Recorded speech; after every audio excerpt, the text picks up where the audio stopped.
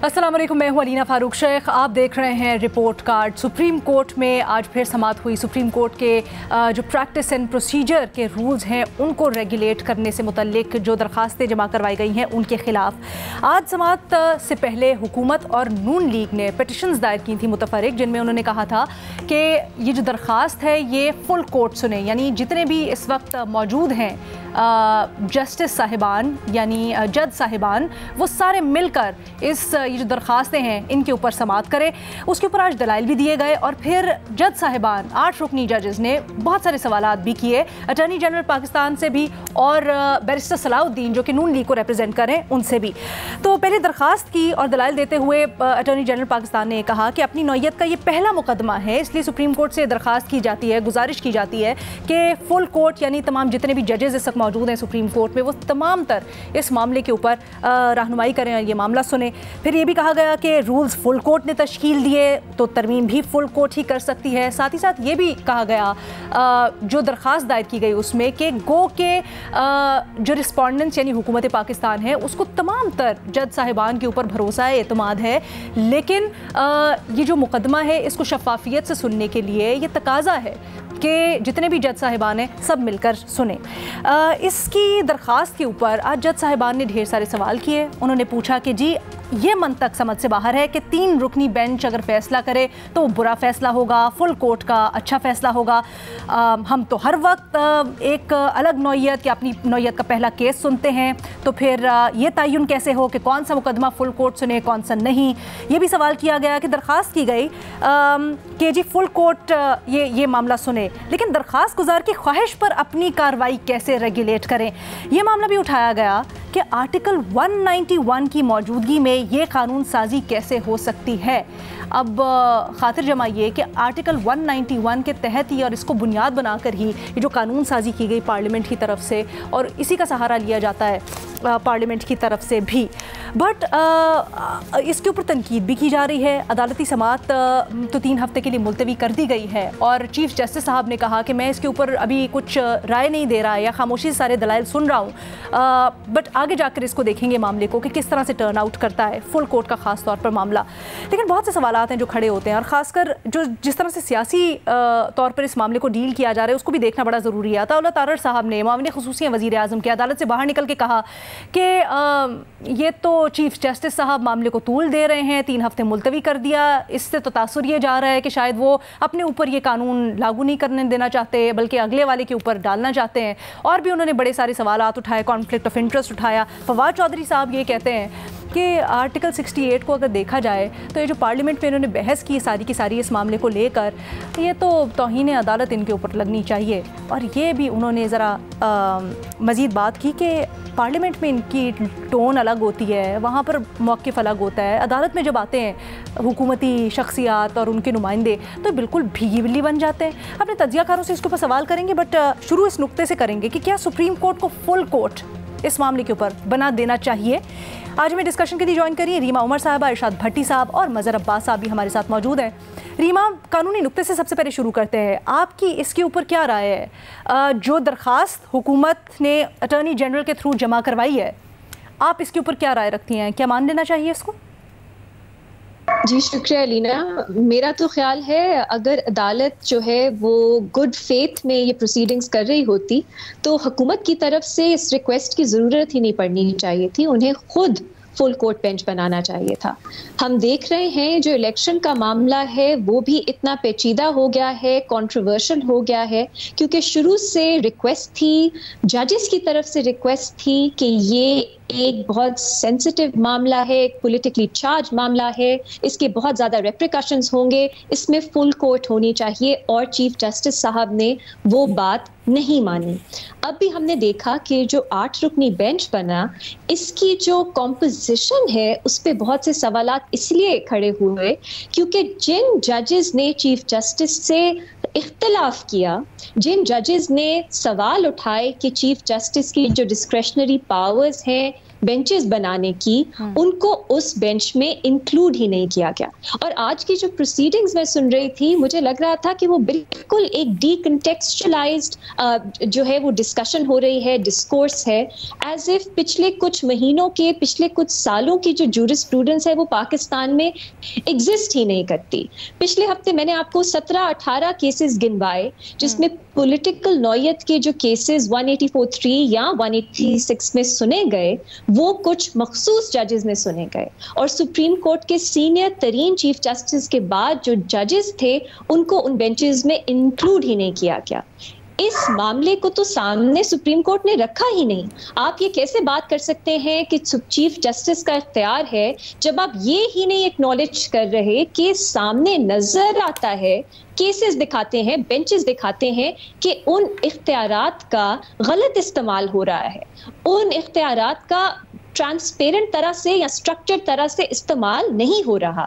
तो ये जो सब सवालात सुप्रीम कोर्ट उठा रही थी, सुप्रीम कोर्ट के 8 जजेस जो भी आज बोल रहे थे वो उठा रहे थे, वो तो इस मामले को उस तरह देखते ही नहीं है। लाइक माइंडेड जजेस वाली ये जो पॉलिटिकल बात होती है उसको तो वो एक्नॉलेज ही नहीं करते।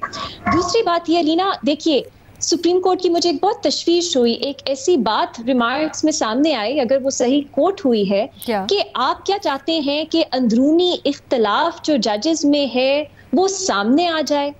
मतलब अंदरूनी इख्तलाफ है ये। आपके एटलीस्ट 4 सुप्रीम कोर्ट के जजेस उन्होंने सवाल उठाए हैं। मैं पढ़ के आपको एक एक लाइन बताना चाहती हूँ। जस्टिस मंसूर अली शाह और जस्टिस मंसूर अली शाह का जो फैसला है, उन्होंने उसमें लिखा है कि the power of doing a one man show is anachronistic, outdated and obsolete, और ये जमहूरियत की नफी करता है। इसके अलावा जस्टिस अतर मिनिला ने बात की है कि जो कोर्ट है वो अकाउंटेबल है कॉन्स्टिट्यूशन में, और चीफ जस्टिस की जो पावर्स हैं उनका भी ट्रांसपेरेंटली इस्तेमाल होना चाहिए। वो इख्तियार ऐसा नहीं है कि उसमें कोई स्ट्रक्चर, कोई डिस्क्रेशन की, कोई स्ट्रक्चर की जरूरत ही नहीं है। इसके अलावा जस्टिस काजी फाइज ईसा ने भी सवाल उठाया है कि जजेस जो हैं, ये परसेप्शन जा रहा है कि कुछ मखसूस थॉट के या पॉलिटिकल लीनिंग्स के जजेस जो हैं, आइडियोलॉजिकल लीनिंग्स के जजेस हैं, उनके बेंचेस बनाए जा रहे हैं, बाकियों को बाहर रखा जा रहा है। इस मामले को सुप्रीम कोर्ट को देखना है। ये जजेस की अपने रिटन ऑर्डर्स में उन्होंने ये बात लिखी है। इसको आप कहेंगे ये अंदरूनी मामला है? ये अंदरूनी मामला नहीं है, ये हर पाकिस्तानी शहरी के फेयर ट्रायल का मामला है। ये अदलिया की आजादी का मामला है। तो सुप्रीम कोर्ट ये कैसे कह सकती है हमारा अंदरूनी मामला है, आप इसको क्यों इस्तेमाल कर रहे हैं? ये जब सवालात जजेस ने उठाए, सुप्रीम कोर्ट ने उसको संजीदगी से क्यों नहीं लिया? अब तो ओनली अब 2 ही तरीके हैं ना अलीना, सब मानते हैं, मेरा ख्याल है आपके लॉयर्स मानते हैं, आपके एनालिस्ट मानते हैं। हमारी पैनल पे कौन ये कहेगा कि सुप्रीम कोर्ट के जो चीफ जस्टिस का इख्तियार है उसमें कोई स्ट्रक्चर नहीं होना चाहिए, कोई ट्रांसपेरेंसी की जरूरत नहीं है? और सवालात तो एटलीस्ट उठते हैं वो किस तरह इस्तेमाल हो रहा है। अब चीफ जस्टिस साहब ना फुल कोर्ट मीटिंग बुलाते हैं कि रूल्स में तब्दीली हो, जो उनके साथी जजेस मुतालबा कर रहे हैं, और जब पार्लियामेंट लॉ मेकिंग करती है तो वो कहते हैं आपका इख्तियार ही नहीं है। आज मुझे ये समझ नहीं आती कि सुप्रीम कोर्ट क्या चाहती है, ये 8 जजेस क्या चाहते हैं, कि सॉल्यूशन क्या है। उन्होंने अपना डिस्क्रेशन कि वो फुल कोर्ट मीटिंग बुला के खुद रूल में तब्दीली करें, वो भी नहीं करना चाहते, और वो चाहते पार्लियामेंट भी कुछ ना करे। तो जो बाकी जजेस हैं, आप हुकूमत छोड़ दें, आप बाकी सब छोड़ दें, जो बाकी सब जजेस एतराज उठा रहे हैं उनका हम क्या करें? अच्छा रीमा, 2 सवालों का जवाब दीजिएगा। एक तो ये जो आप कह रही हैं कि क्या चाहते हैं आज जो बेंच पे बैठे हुए, आज तो एक जज ने बड़े वाज़े अल्फाज में कह दिया ना, बेशक वो सवाल के अंदाज में, कि फुल कोर्ट तो रूल्स बना चुकी है जो उन्होंने बनाए हैं, अगर कुछ चेंजेस करनी होती या कुछ होता तो फिर बैठ जाते दोबारा। दूसरा, जो हुकूमत ने पिटिशन दायर किया है, आप बड़ी एप्टली इशारा इस तरफ कर रही हैं कि मुख्तलिफ जज साहिबान ने अब तो खुलकर सामने आ गए और अपने फैसलों में ये कहा है कि जिस तरह से चीज़ें चल रही हैं, बेंचेस चल रहे हैं, हमें उसके ऊपर तहफ़्फ़ुज़ आता है। बट ये जो जवाब जमा करवाया गया है हुकूमत की तरफ से, उसमें तो इनका हवाला कहीं नहीं दिया गया। आज अटॉर्नी जनरल की जानिब से भी कहीं इनका हवाला नहीं दिया गया दलाइल में। तो क्या हुकूमत अपना केस सही तरह से पुटअप नहीं कर रही, वो कमज़ोर थोड़ी सी है? अलीना, पहला जो आपका है कि सुप्रीम कोर्ट ने कहा हम तो रूल्स बना चुके हैं, उन रूल्स में तब्दीली की जरूरत है अनफॉर्चुनेटली जिस तरह हमारे सुप्रीम कोर्ट के रूल्स इवॉल्व किए हैं, चीफ जस्टिस साहब के पास बहुत ज्यादा इख्तियार है कि वही मीटिंग्स बुला सकते हैं। अब देखिए सुप्रीम कोर्ट में अभी स्ट्रेंथ पूरी नहीं है, क्योंकि सिर्फ चीफ जस्टिस साहब जो है वो मीटिंग बुला सकते हैं जुडिशियल कमीशन की, वो नाम इनिशिएट कर सकते हैं, वो भी एक कंट्रोवर्सी बनी हुई है। अब जब तक, और मेरा ख्याल है बार पे बहुत रिस्पॉन्सिबिलिटी आती है कि वो अपना एक रोल प्ले करें अकाउंटेबिलिटी का। और अलीना 10-12 साल से मजहर साहब फॉलो करते हैं कोर्ट प्रोसीडिंग्स, वो भी आपको बता सकते हैं 10-12 साल से मुतालबा हो रहा है, लेकिन सुप्रीम कोर्ट उस पर कुछ कर नहीं रही। तो मेरा ख्याल है अब इसको हमें ये नहीं करना चाहिए चले अभी पॉलिटिकली चार्ज माहौल है, कभी जब हमारा सुकून होगा, कोई पॉलिटिकल केस अदालत नहीं सुन रही होगी, तब हम इस पे बात करेंगे। ये आज बात करने की जरूरत है, ये आज रिजॉल्व करने की जरूरत है, क्योंकि ये अंदरूनी मामला कोर्ट का नहीं है। जहां तक हुकूमत की बात आती है, आई विल से मुझे हैरत हुई कि वो प्रेसिडेंट्स पे ये बात कर रहे हैं कि माजी में कब फुल कोर्ट बना, कब फुल कोर्ट नहीं बना। मेरा ख्याल है जो कॉन्टेक्स्ट है उसको सामने रखना जरूरी है, लेकिन हुकूमत के लिए और कोई भी वकील जब अदालत में पेश होता है उसके लिए कॉम्प्लिकेटेड एक ये सवाल है कि वो कितना एंटागनाइज करे, कितना दिखाए कि आपको ट्रस्ट नहीं है अदालत पे, क्योंकि फिर वो केस कहीं और ही चला जाता है। तो मुझे नहीं मालूम हुकूमत की क्या स्ट्रैटेजी है, लेकिन मुझे हैरत जरूर हुई कि आज कॉन्टेक्स्ट का कोई हवाला नहीं दिया गया। और क्यों एतराज उठ रहा है कि फुल कोर्ट बने। बाकी जजेस का भी जहां तक हमने पढ़ा है एतराज जो उनके हैं बेंचेस की कॉन्स्टिट्यूशन पे, उसका भी मैंने कोई हवाला नहीं सुना। So it was surprising for me. ठीक है, अच्छा इसके ऊपर तो हम स्पेसिफिकली आगे जाके बात करते हैं। जरा सेकंड राउंड में पहले मजहर साहब और भट्टी साहब की भी राय शामिल कर लें, लेकिन न सिर्फ आज दलाइल के दौरान बल्कि ये जो दरखास्त है इनकी, इसका पॉइंट नंबर 6 है, उसमें बाकायदा तौर पर यह कहा गया है कि respondents have full confidence in every जज of this honourable court and does not want any particular जज टू हेयर दिस पिटिशन। यानी कोई उनका जो तहफ़्फ़ुज़ात हैं उनको तो एड्रेस ही नहीं किया जा रहा। I will come to that letter. Bhatti साहब आपकी क्या राय है? देखिए मैडम शेख, रीमा साहबा ने कहा कि गुड फेथ में समात हो रही होती, गुड फेथ में कानून साजी हो रही होती, और तो मेरा ख्याल है इस तरह फुर्तियों वाली कानून साजी कौमी असम्बली में एक दिन में ना होती और इस वक्त ना होती।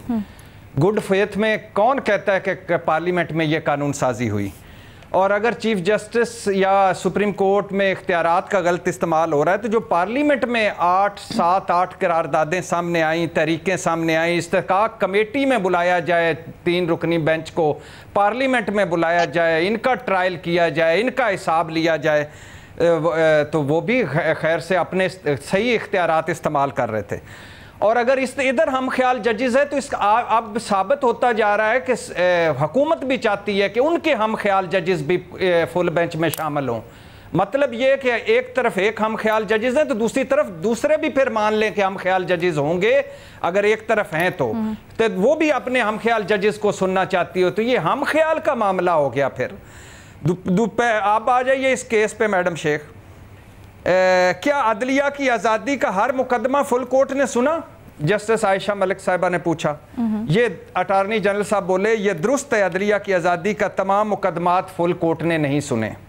ये पिंडोरा बक्स खोलेंगे तो फिर कहाँ बात जाएगी कि हर केस में ही फुल कोर्ट बनाया जाए।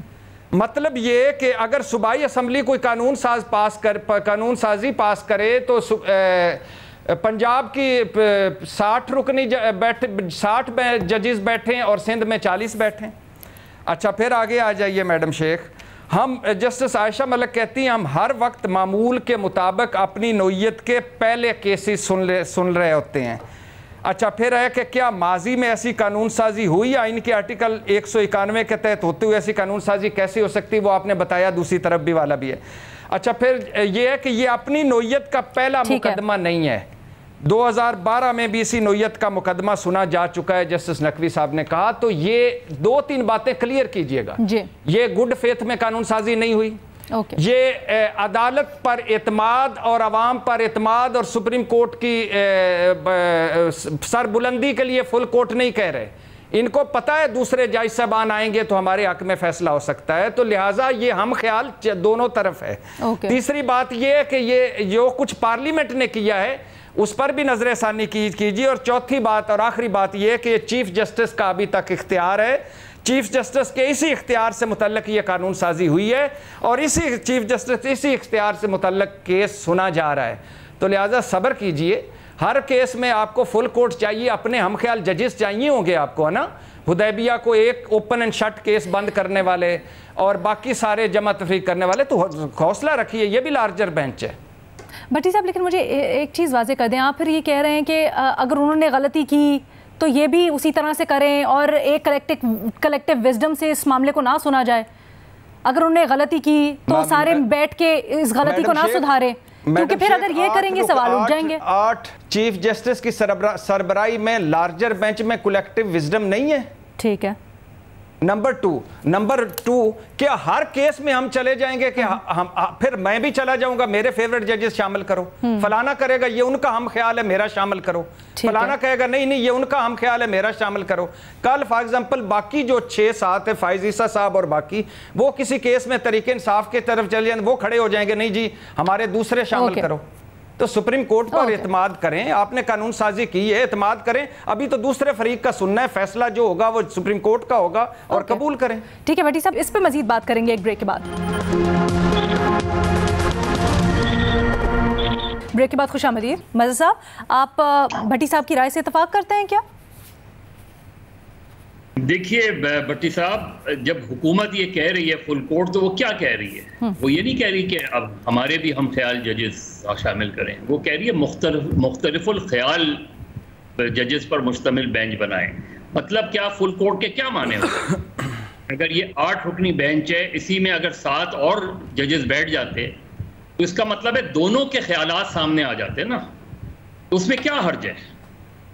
आप अगर ये कोई एक ये समझता है, वो इतना कॉन्फिडेंस है कि 8 जजेस उसके साथ हैं, तो 7 जजेस अगर उसके खिलाफ भी होंगे तो फैसला तो उन 8 जजेस की बुनियाद पर आ जाएगा ना, तो आप उससे भी खौफजदा हैं। मसला ये है कि पिछले चंद हफ्तों और महीनों में क्या सूरत हाल सामने आई है कि it's a divided supreme court. क्या ये तासुर बहुत अच्छा जा रहा है मुल्क में कि एक तकसीम शुदा सुप्रीम कोर्ट नजर आती है? क्या आप बता सकते हैं कि कितनी बेंच में जस्टिस फाइज ईसा जो सीनियर मोस्ट जज हैं, जो अगले चीफ जस्टिस हैं, वो चीफ जस्टिस के साथ क्यों नहीं बैठ सकते? उनको बेंच में, इन 8 रुकनी बेंच में जस्टिस फाइज ईसा क्यों नहीं है? जस्टिस मंसूर अली शाह क्यों नहीं है? जस्टिस याया अफरीदी क्यों नहीं है? क्या जूनियर जजेस सीनियर जजेस से ज्यादा कॉम्पिटेंट हैं? सारे जजेस जाहिर सुप्रीम कोर्ट में जो पहुंचते हैं वो कॉम्पिटेंट जजेस ही होते हैं। तो प्रॉब्लम ये नहीं है कि कौन सा हम ख्याल और कौन सा, मैं मुस्लिम लीग नून या पीडीएम जो पार्लियामेंट में बात करती है उससे बिल्कुल इत्तेफाक नहीं करता, बिल्कुल वो नहीं करता, लेकिन एक तासुर क्या जा रहा है? फुल कोर्ट को एक तरफ रखें, मुझे बताएं सुप्रीम जुडिशल काउंसिल का इजलास क्यों नहीं बुलाया जाता? सेटल क्यों नहीं किए जाते जो केसेस सुप्रीम जुडिशल काउंसिल में पेंडिंग है? क्या वजह है शौकत अजीज सिद्दीकी का केस नहीं टेकअप किया जाता? और आपको पता है जुल्फिकार अली भुट्टो में 9 रुकनी बेंच कैसे बनी थी? उस वक्त के लाहौर हाई कोर्ट के चीफ जस्टिस मलिक मुश्ताक शरीफुद्दीन पीरजादा के साथ उन नसीम हसन शाह के घर गए। यानी एक शख्स जिसने भुट्टो को लाहौर हाई कोर्ट में सजाए मौत दी, वो जाके एक जज से कहता है कि आप इस 9 रुकनी बेंच का हिस्सा बने, 9वें जज आप बने। ये हमारी तारीख है और ये तारीख किसी ना किसी तरीके से दोहराई जाती रही है। ये जो चीजें हैं, ये हुकूमत क्या करती है? हुकूमत का बिल्कुल गुड फेथ में नहीं होगा, लेकिन अगर कोई चीज गुड फेथ में नहीं है तो उसको सेटल करने का, और फुल कोर्ट मीटिंग तो बुलाई जा सकती है ना। जो ये रिमार्क दिए जा रहे हैं कि क्या हम अपने अंदरूनी इख्तिलाफ सामने लाएं, तो इसीलिए तो फुल कोर्ट मीटिंग की तजवीज थी। ठीक है, फुल कोर्ट मीटिंग में अंदरूनी इख्तिलाफ सामने नहीं आते, लेकिन कम से कम सेटल तो हो जाते। तो आप तो इख्तिलाफात को सेटल भी नहीं करना चाहते, आप चीजों को उसी तरीके से ले जाना चाहते हैं। तो ठीक है, ये 8 रुकनी बेंच लार्जर बेंच है, बहुत अच्छी बात है, एक फैसला भी आ जाएगा, लेकिन क्या तारीख में ये बात नहीं रेज की जाएगी कि सीनियर जजेस पर मुश्तमिल कभी भी ये जो सुप्रीम कोर्ट रही, इसने सीनियर जजेस को अपने साथ बैठाना पसंद ही नहीं किया। ये जो तासुर है, इस तासुर को दूर करने की ज़रूरत है, और ये मौजूदा चीफ जस्टिस के हक में चीज़ जाएगी अगर वो सुप्रीम जुडिशल काउंसिल में बुला के वो जो पेंडिंग केस रेफरेंसेस हैं उनको सेटल करें, रिजेक्ट करें, एक्सेप्ट करें, जो कुछ भी करें।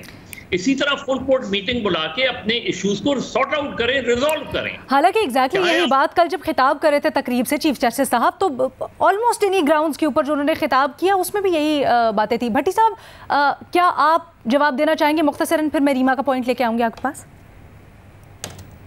बट उसको शॉर्ट रखिएगा। हाँ जी जी जी जी, पहली बात तो ये है कि ये मुतालबा आप फिर कब तक सुनेंगे, कब तक करेंगे, फिर हर बंदा ही फुल कोर्ट जाएगा।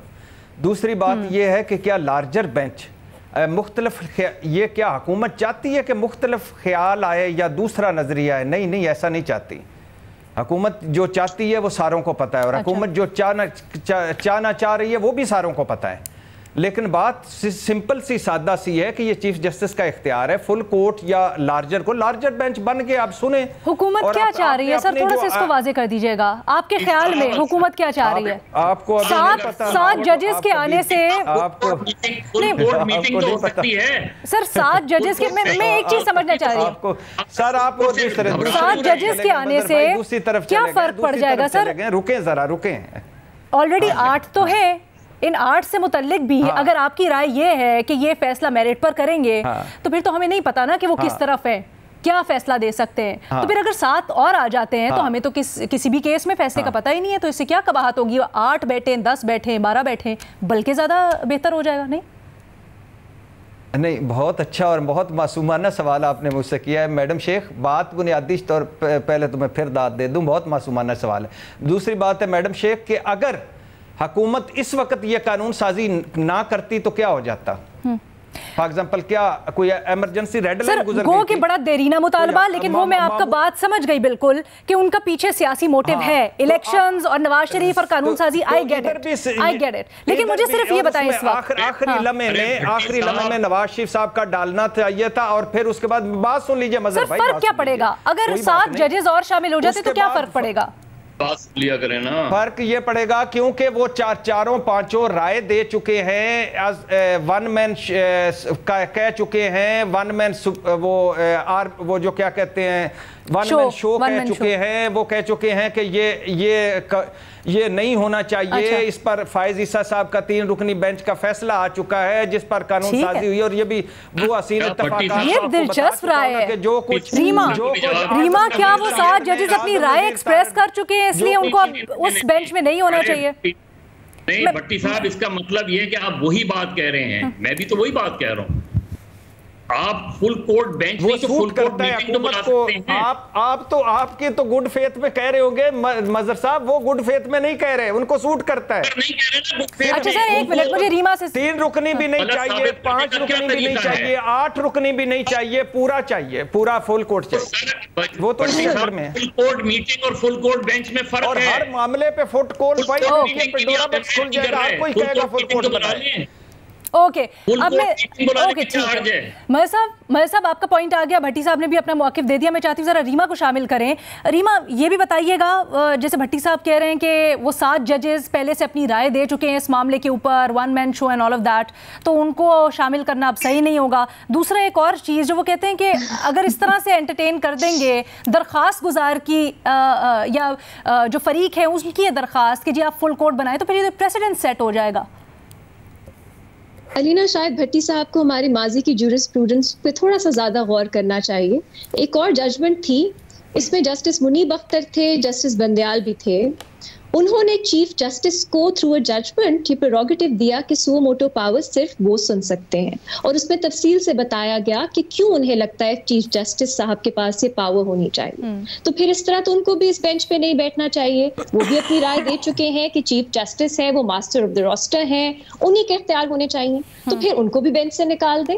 ऐसे बेंचेस नहीं बनते। जो जिन 4 जजेस का मैंने हवाला दिया, उन्होंने ये नहीं कहा कि पार्लियामेंट जो है वो कानून साजी करे और इस तरह की कानून साजी करे इन इख्तियारात को रेगुलेट करने के लिए। उन्होंने निशानदही की है कि राइट टू फेयर ट्रायल का एक डायरेक्ट ताल्लुक है कि कौन सा बेंच एक केस सुनता है, और उसमें ट्रांसपेरेंसी होनी चाहिए, वो फेयर दिखना चाहिए। मेरा नहीं ख्याल कोई भी संजीदा एनालिस्ट, कोई भी संजीदा वकील इससे डिसएग्री कर सकता है कि अगर आपके पास इतने कॉन्सिक्वेंशियल डिस्क्रेशनरी पावर्स हैं आपके पास, ये पूरी आर्बिट्रेरली उनको इस्तेमाल करने की इजाजत नहीं होनी चाहिए। अब मैं आपको 2-3 मिसालें देती हूँ अलीना।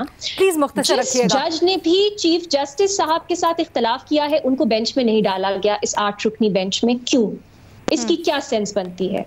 ना ये 8 रुकनी बेंच 8 सीनियर तरीन जजेस का है, ना जूनियर तरीन जजेस का है, ना उन सब की कोई स्पेसिफिक एक एक्सपर्टीज है जिससे आप देख सके कि इन 8 को क्यों चुना गया। आपके 8 रुकनी बेंच क्यों बनाया गया, इसमें भी कितने मेंबर्स का बेंच बनता है, इसमें भी हमें कोई समझ, कुछ पीछे स्ट्रक्चर नजर नहीं आता। इलेक्शन करवाने का जो बेंच है एक साथ करवाने का, वो 3 रुकनी बेंच सुन रहा है। जो जस्टिस काजी फायज ईसा का फैसला था जो सर्कुलर से डिसमिस कर दिया गया, उसके ऊपर जो बेंच बना वो 6 रुकनी बेंच था। ये 8 रुकनी बेंच है। इलेक्शन का जब सू मोटो लेना था 9 रुकनी बेंच बना। तो क्या चीफ जस्टिस साहब के पास, एक दफा फिर मैं दोहराना चाहती हूँ, इस वक्त इस तरह की पावर्स हैं जो मेरी नजर में अदलिया की आजादी को मजाक बना देती हैं। वो फैसला करते हैं कि सुओ मोटो वो कौन सा केस सुन सकते हैं, उन्हें पिटिशन की भी जरूरत नहीं है। वो फैसला करते हैं कि कितने मेंबर्स का बेंच बनना चाहिए, वो फैसला करते हैं उस बेंच पे कौन बैठेगा, वो फैसला करते हैं कि वो केस कब सुना जाएगा। अब ये वाला केस 3 हफ्ते बाद सुना जाएगा, वो कह दे 3 महीने बाद की तारीख दे दे, हम सवाल नहीं उठा सकते क्योंकि उनकी डिस्क्रेशन है। डिस्क्रेशन का ये मतलब नहीं है सवाल नहीं उठ सकता। और एक ऐसे चीफ जस्टिस जो अपनी अदालत को, क्योंकि वो इक्वल है, he is equal to other जजेस ऑफ द सुप्रीम कोर्ट, वो उनकी जो राय है, जो उन्होंने अपने ओपिनियंस में पब्लिक रिकॉर्ड का वो हिस्सा है दी है, उसको डिसमिस ऐसे कर सकते हैं कि वो उनको सुनेंगे नहीं। कि जजेस कह रहे हैं कि हमें अपनी अदालत, सुप्रीम कोर्ट की जो एक वकार है, उसकी एक प्रेस्टीज है, उसकी सैंक्टिटी है, उसको रीमा पॉइंट नोटेड, आपका पॉइंट ये तासुर खत्म करना है। लेकिन चीफ जस्टिस साहब ये नहीं सुन रहे, ये तासुर खत्म करना है। लेकिन आप बिल्कुल दुरुस्त फरमा रही हैं, लेकिन दूसरी साइड पे ये भी सवाल उठाया जा रहा है जज साहिबान की तरफ से कि इस केस में फुल कोर्ट का फायदा हुकूमत क्या उठाना चाहती है? ये तासुर क्यों है और जजेस ने आज ये सवाल क्यों किया? एक जरा छोटी सी ब्रेक लेते हैं, मजीद इसके ऊपर बात करते हैं।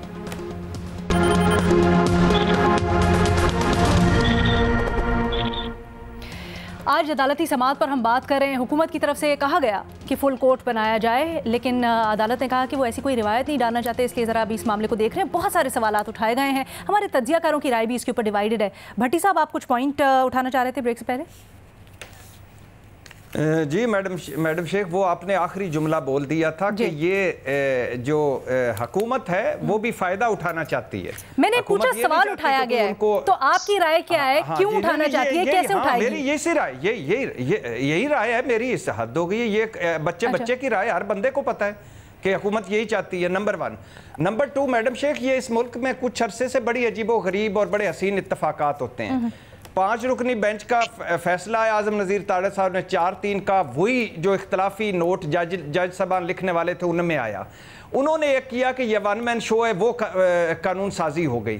तो ये सारी एक वो के हसीन इत्तफाक, इनका आपस में कोई ताल्लुक नहीं है, लेकिन बड़ी जुड़ी हुई चीज़ें हैं। एक सेकंड मज़े साहब, हुकूमत की कोशिश क्या ये है कि सिर्फ मुतनाज़े बनाना है कोर्ट को? भट्टी साहब, थोड़ा सा जिन जजेस के बारे में ये कहा जा रहा है ना जी, उन जजेस की हिस्ट्री जज कर लें और देख लें, चाहे फायज ईसा हों, मंसूर अली शाह हों, क्या किसी हुकूमत ने उनको वो करके जो है इख्तलाफ उनके खड़े किए हैं। जो विद इन सुप्रीम कोर्ट चीज़ें होती हैं वो बड़ी मुख्तलिफ होती हैं। जजेस का जो सोचने का अंदाज होता है वो बड़ा मुख्तलिफ होता है, उनका जो इख्तलाफ राय होता है वो बड़ा मुख्तलिफ होता है। इसीलिए बात हो रही है कि जब एक इशू सामने आ रहे हैं, आप खुद कह रहे हैं कि मुख्तलिफ हम ख्याल वो हैं, तो उसको रिजॉल्व करने का सबसे बेहतर फोरम क्या होता है? Full court meeting. Full court meeting क्यों बुलाई जाती है? ठीक है, फुल कोर्ट मीटिंग तो बुला लें, लेकिन आप क्या ये समझते हैं कि ये जो फुल कोर्ट बेंच का मुतालबा किया जा रहा है, क्या ये दुरुस्त नहीं है? फिर देखिए, मुतालबा या प्ली जो है वो उसको संजीदगी से लेना चाहिए। ठीक है, अभी चल रहा है, अभी 3 हफ्ते बाद क्या होता है, लेकिन वो जो कॉम्पोजिशन है ना, उस पे क्वेश्चंस होते हैं। अगर इसमें फर्ज करें जस्टिस मंसूर अली शाह भी होते, फर्ज करें या अफरीदी भी होते, और उसके साथ और जजेस भी होते जो कि अभी हैं, सारे जजेस काबिल एहतराम होते हैं, तो उसमें चीजें जो हैं ये क्वेश्चंस उस तरीके से रेज नहीं करते। लेकिन ये चूंकि इस केस में क्या हुआ, ये जो लेजिस्लेशन हुई है, उस लेजिस्लेशन में अभी तो लेजिस्लेशन कंप्लीट नहीं हुई थी कि स्टे दे दिया गया जी। अब तो बिल पास हुआ था, अभी तो कानून बना ही नहीं था। ये जो सूरत हाल है, इस वजह से चीजों को एड्रेस किया जाता है। ये नहीं कि कोई लार्जर बेंच, अगर ये 8 जजेस हैं तो ये जो है सुप्रीम कोर्ट के ही जजेस हैं, इनके बारे में तो इसलिए इन चीजों को ओवर द इयर्स ये चीजें होती हैं, ये फौरी तौर पे चीजें नहीं है। रीबा ने लास्ट या उससे पहले उसमें पूरी एक लिस्ट बताई थी कि कौन कौन से बेंच में कौन कौन से जजेस रहे, और उसका सीक्वेंस देख ले जी। सही, क्या उस पर होना चाहिए कि क्यों सिर्फ यही जजेस जो हैं ये बैठते हैं चीफ जस्टिस के साथ, क्या वजह है ऐसे केसेस में सिर्फ यही क्यों होते हैं? ये क्वेश्चंस हैं, इन क्वेश्चंस का कन्विंसिंगली आंसर आना चाहिए, जो कि शायद नहीं आ रहा। यहाँ पर ये क्वेश्चन भी बड़ा अहम है कि क्यों हुकूमत पाकिस्तान उतना स्ट्रांगली अपना केस पुट अप नहीं कर पा रही है सुप्रीम कोर्ट के सामने, कमरा अदालत में खास तौर पे जजेस के सामने। इसकी वजह क्या आप समझती हैं? अलीना, मेरा ख्याल है बेहतर है आप मुझसे लीगल सवाल पूछें। मैं हुकूमत का बात नहीं करना चाहती, क्योंकि मेरे लिए एज अ लॉयर अदलिया की आज़ादी से रिलेटेड ये मामला जुड़ा है। मैं इससे पिछले 12 साल पे इस इशू पे लिख रही हूँ। यूएन के इदारे जो हैं, उनकी रिपोर्ट्स जब पाकिस्तान की अदलिया पे आती हैं, वो कहते हैं कि 184(3) की जुरिस्डिक्शन, क्योंकि ओरिजिनल जुरिस्डिक्शन है, इसके जो बेंचेस हैं वो ट्रांसपेरेंट तरह से बनने चाहिए। मैं आउटकम से मैं कंसर्न नहीं हूँ। फैसला जो भी आए उसका प्रोसीजर फेयर होना चाहिए। बेंच जो भी बने उसका प्रोसीजर फेयर होना चाहिए, कोई क्राइटेरिया होना चाहिए। अभी मैंने आपको बताया कुछ बहुत अहम केसेस हैं, जैसे इलेक्शंस, उसका 3 मेंबर बेंच है। कुछ एक और जज का ऑर्डर सर्कुलर से डिसमिस हो गया, उसको आपने लेजिटिमाइज करना था, उसके लिए आपने 6 रुकनी बेंच बना दिया। ये 8 रुकनी बेंच है। कैसे सुप्रीम कोर्ट, कैसे चीफ जस्टिस खुद ये सोचते हैं या फैसला करते हैं कि कितने मेंबर्स का बेंच होना चाहिए? जो कानून साजी की गई है उसमें कहा गया है मिनिमम 5 मेंबर का बेंच होगा, मिनिमम। ये नहीं कहा कि फुल कोर्ट भी नहीं बन सकती, मिनिमम कहा है, क्योंकि 184(3) जुरिस्डिक्शन ओरिजिनल जुरिस्डिक्शन है। सियासी इसके साथ पीछे मफादात जुड़े, उसको हम किस तरह से सरफे नजर कर सकते हैं? एक सेकेंड अलीना, नहीं कर सकते, क्योंकि 2 मुख्तलिफ मामलात हैं, उनको बिल्कुल आपस में आपने बिल्कुल एक मामला नहीं बनाना। कुछ इंटरलिंक्स हैं, इंटरलिंकेजेस हैं, लेकिन ये खुद से भी अपना एक, क्या अदलिया की आज़ादी हमारी आइन में एक अलग सेफ गार्ड नहीं दिया गया? क्या फेयर ट्रायल का हक जो है वो अलग से फंडामेंटल राइट नहीं है? क्या हम हर मामले को सिर्फ पॉलिटिकल लेंस से देखेंगे या हुकूमत ऑपोजिशन की लेंस से देखेंगे? मेरा सवाल ये है कि क्या क्राइटेरिया है जो इन 8 जजेस को इस बेंच पे रखा गया? मैं नहीं कहती सिर्फ सीनियर मोस्ट जजेस को रखें, लेकिन एज इंडिपेंडेंट ऑब्जर्वर्स हमें कुछ तो समझ आनी चाहिए ना कि क्या क्राइटेरिया है। ये 8 मेंबर बेंच जिसमें किसी ने भी चीफ जस्टिस के साथ इख्तलाफ नहीं किया, जिन जजेस ने कभी भी बात की है कि ट्रांसपेरेंट क्राइटेरिया होना चाहिए बेंच फॉर्मेशन का, उनको आपने नहीं रखा, और आप कह रहे हैं कि नहीं हम सवाल भी नहीं उठा सकते इस पे।